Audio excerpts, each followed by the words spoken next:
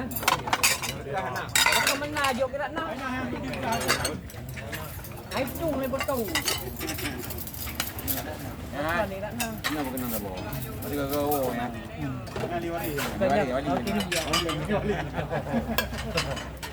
Kadang buat bandar ni betulnya kan aku Mana kayak beda baca ke beri. Dua ini. Jauh hanya lupa kah. nama kena. Kuasa dengan sumpah itu ya.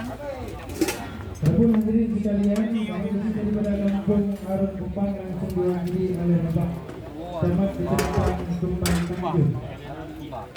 Sampai ke abah kena ia tak lama. Mana ujung weh? Tahu. Awaknya tanya lagi.